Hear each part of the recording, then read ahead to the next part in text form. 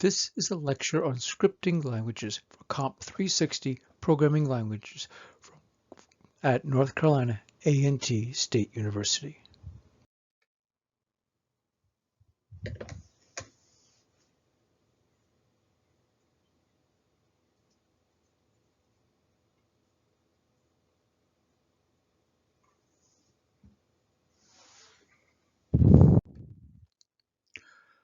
Today's lecture is on scripting languages, and this is the last content lecture.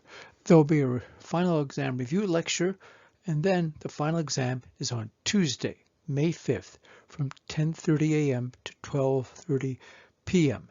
You must be logged on to Blackboard during that time period. There are two definitions of scripting languages. One definition says that a scripting language is one that is interpreted and not compiled. The other one says that a script is a language that assists you in automating tasks in some other application or operating system command. There are many scripting languages.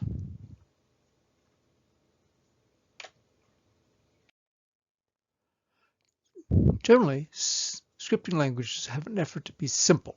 They are to be written by non-programmers to assist in automating other tasks.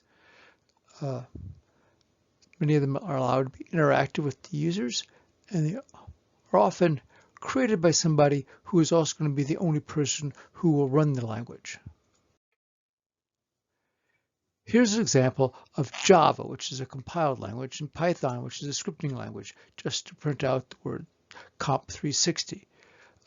Java has overhead of classes and public static void main, whereas Python, if you want to print something, you just write print and it prints it. It should be noted that earlier versions of Python did not make print a method and just said print space, quote, Comp 360. But later it was decided that Python would do better if things were methods. There are characteristics that are common for many scripting languages. Many of them are intended for both batch use, for others to run in the background, or for interactive use. They tend to be simple and easy to write. They often have dynamic typing. That is, it doesn't matter what you define a variable, and usually you don't declare variables. You just use it. And it doesn't matter what type it is, we'll try to convert it to another type as necessary. Of course, they're often built to access other applications, and they may have high-level data types.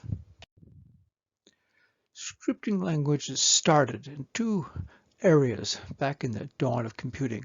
The first one were command interpreters, or shells for batch processing.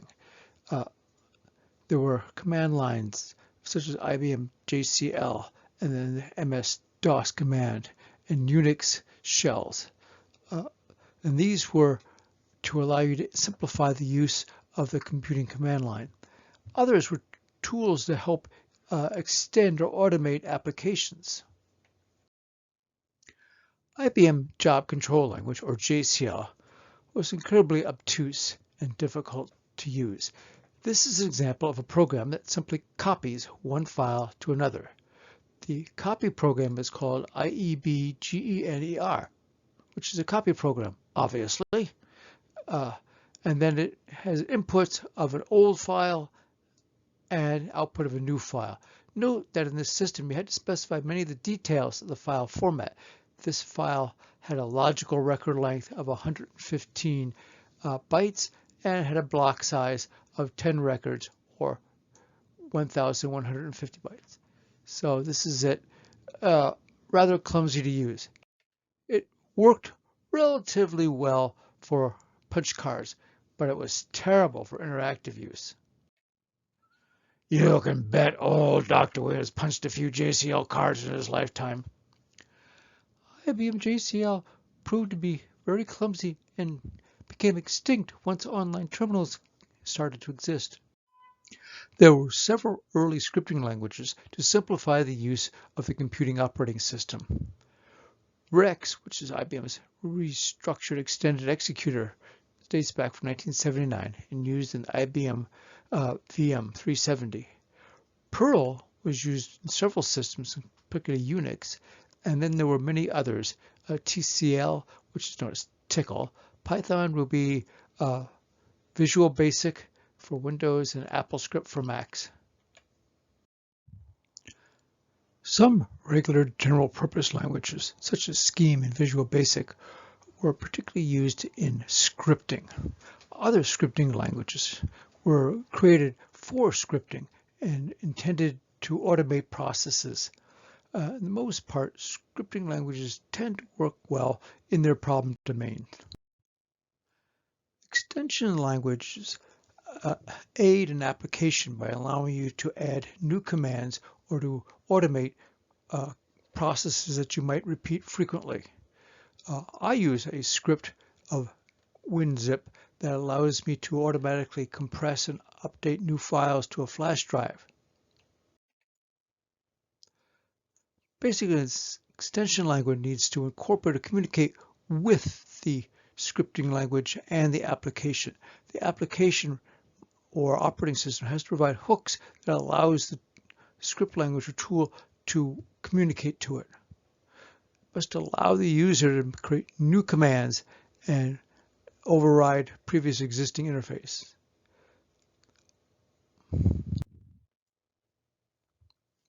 A shell is a program that provides the operating system's user interface. The shell basically runs as a user program, and it may run all the time. When you first log in, the shell starts up and you interface with the shell. The Microsoft command.com is a shell.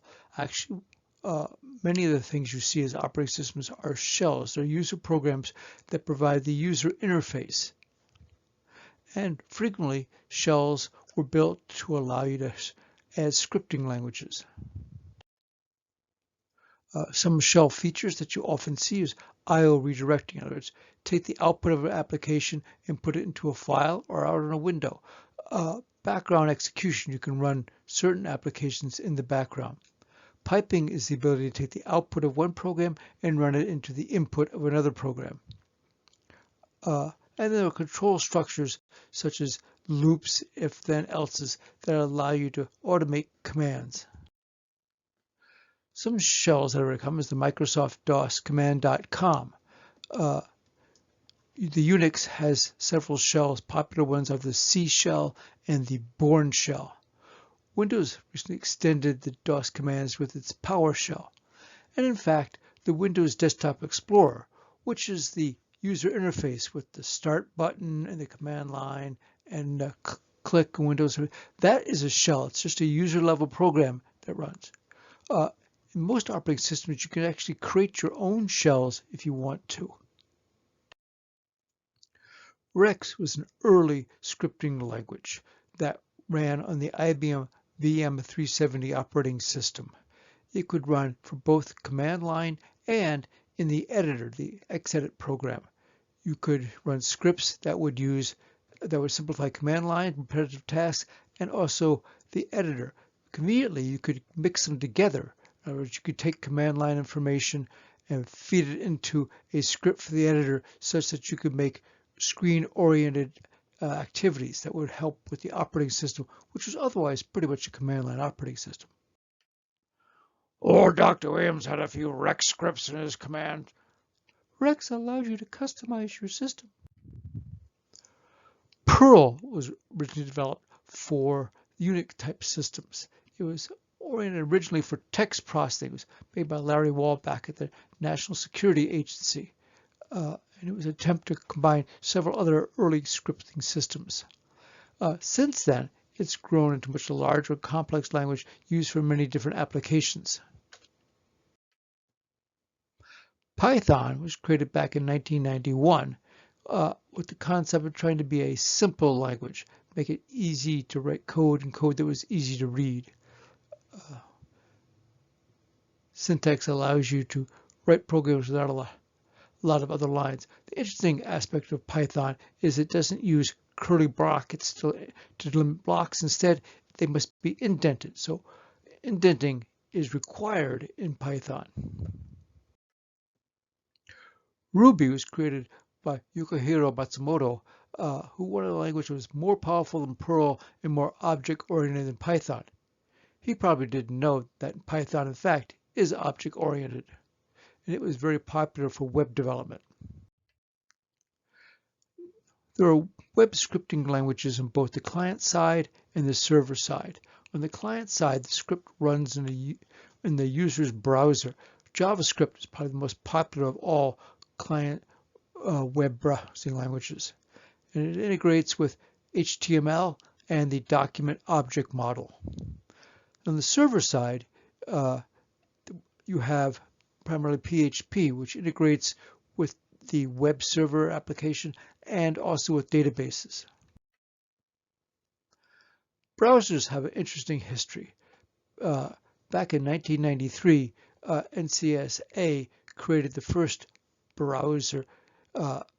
It was Mosaic, and it was the first one that combined pictures and text together in the same screen. And then in 1994, another company started called Mosaic Communications, and it took many of the people that were originally NSA authors. This is a separate company from the NCSA Mosaic, and they were out to make a new browser called Mozilla, which stood for Mosaic Killer. The company later renamed themselves Mosaic Communications to Netscape, and their browser became the Netscape Navigator. Mozilla has transformed itself into Mozilla Firefox.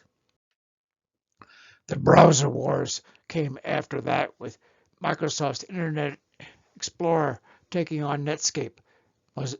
Microsoft won. Netscape faded into obscurity. Netscape believed that HTML needed a glue language, something that web designers could use to integrate parts together. In 1995, they hired Brendan Eich with the goal of using Scheme, the existing language Scheme, in its Navigator. Although Netscape was collaborating at the time with Sun Microsystems, who wanted to promote Java. Java was owned by Sun Microsystems until it was purchased by Oracle. Brendan Eich wrote the JavaScript protocol in 10 days. Java is the JavaScript, as car is to carpet. JavaScript is not very similar to Java. JavaScript is one of the three core technologies in the World Wide Web, along with HTML and CSS. And it's implemented in all of your browsers. JavaScript allows you to make programmatic changes. You can write programs that operate in the browser to change the display and communicate with the server. There are other extensions such as JSON and AJAX that define formats for communicating information to the browser so that you can send requests to the server. The server can then send data back, which you can change what is displayed on the browser page. JavaScript is intended to run in a sandbox, that is a limited environment separate from the rest of the system. So it's supposed to be limited in what it can do.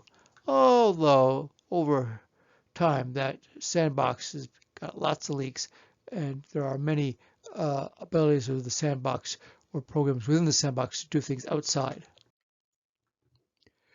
PHP is a server-side scripting language intended primarily for web development. It works with HTML and JavaScript. It runs on the server and generally interfaces with databases such as SQL.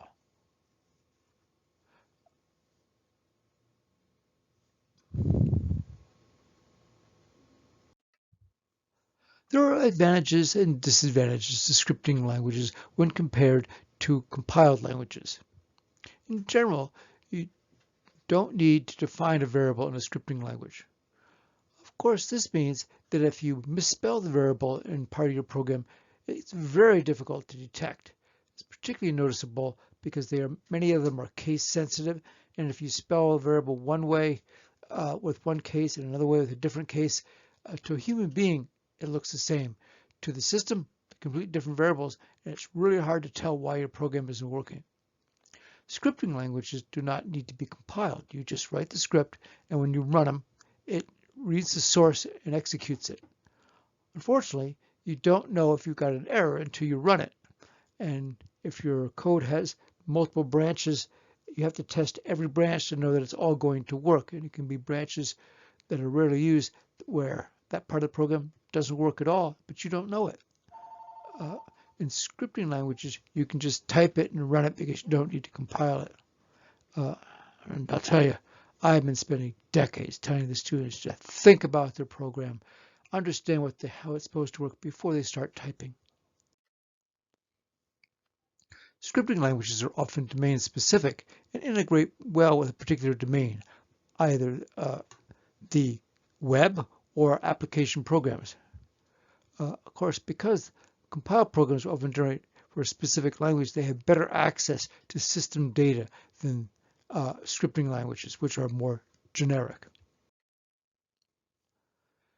Well, that was the last content lecture for Comp 360. There'll be one more lecture to review for the final exam, which will be on Tuesday, May 5th, from 10:30 in the morning till 12:30 in the afternoon.